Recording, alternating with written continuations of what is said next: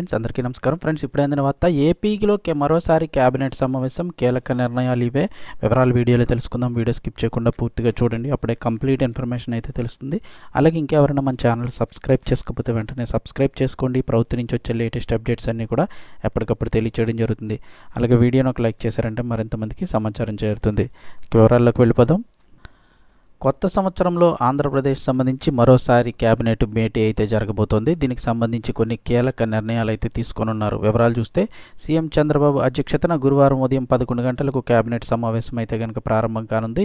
ఈ సమావేశానికి deputy CM Pawan Kalyan, మంత్రులు, సిఎస్ విజయానంద్, అలాగే ప్రభుత్వ సలహాదారులు కూడా హాజరు కానున్నారు. ఈ భేటీలో పలు అంశాలపై చర్చించి నిర్ణయాలు తీసుకోనున్నట్లుగా తెలుస్తోంది.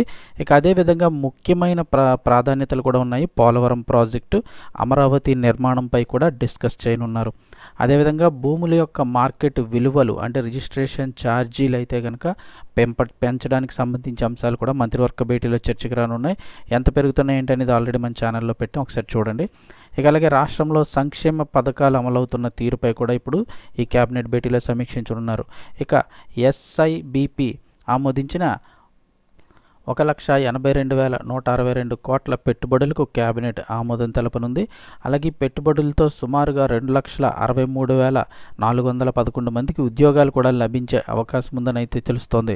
ఇక నెల్లూరు జిల్లా రామయ్యపట్నంలోని 6,000 ఎకరాల్లో 96,862 కోట్ల పెట్టుబడితో బీపీసీఎల్ భారీ రిఫైనరీ ఏర్పాటు కూడా ఆమోదవిద్రవేయనున్నారు. దీంతో మరో 2,400 మందికి ప్రత్యక్షంగా ఉపాధి లభించనున్నట్లు తెలుస్తోంది. అలాగే ఉద్యోగులకు సంబంధించి డిఏపిఆర్సీ అంశంపైన కూడా చర్చించే అవకాశం ఉందని అయితే చెప్తున్నారు.